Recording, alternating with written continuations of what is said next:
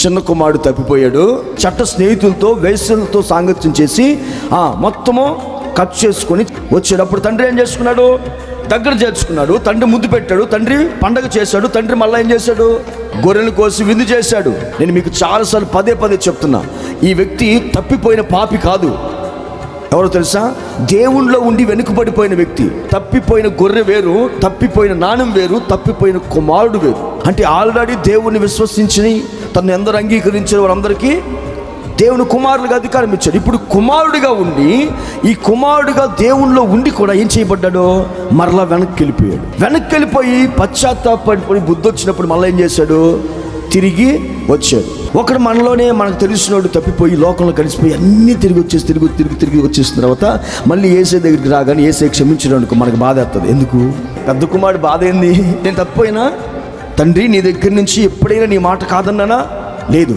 తండ్రి వచ్చి ఏంట్రా ఇక్కడ నిలబడిపోయావు, తమ్ముడు వచ్చాడు రారా అంటే ఏమంటాడు, ఇంతకాలం నుంచి నేను ఉంటే నాకు నా స్నేహితులతో కలిసి సంతోషించడానికి ఒక గొర్రెనిచ్చావా? నీ ఆస్తిని వేసులతో పాడు చేసిన వాడిని తిరిగి వస్తే వాడికి విందు చేస్తావా, వాడిని చేర్చుకుంటావా ఇంట్లోకి అని, వాడి నేను రాని ఇంట్లోకి అన్నాడు. అప్పుడు తండ్రి అన్న మాటే అది ముఖ్యం. ఇప్పుడు చదవండి ఒకసారి. నీవెల్లప్పుడు నాతో ఉన్నావు, తప్పిపోలేదు కాబట్టి అందరూ అండర్లైన్ చేసుకుని, నావన్నీయు నీవి. తప్పిపోయిన తిరిగి వచ్చిన కుమారుడు ఎటువంటి వాటా ఇంకా లేదు. అన్ని ఎవరి అంట? ఆస్తి అంతా ఇప్పుడు ఎవరిదే? అంతా పెద్ద కుమారుడిదే. అంటే దేవుళ్ళు తప్పిపోయి తిరిగి వస్తే చేర్చుకుంటాడు, కానీ స్వాస్థ్యాన్ని ఇవ్వడు.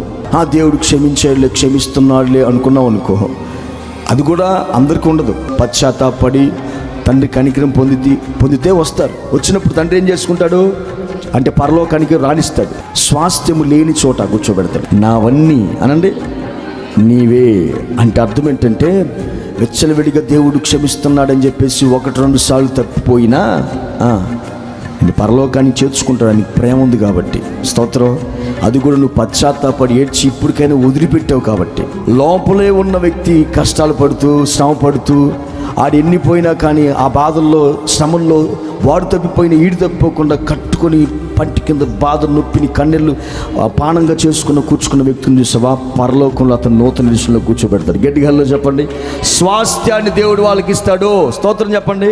అందుకే అక్కడ రాయబడింది, నేను అందుకే పాట రాశా, పరలోకమందున్న నీ స్వాస్థ్యము అనుభవించుటకే నన్ను పిలచితివా.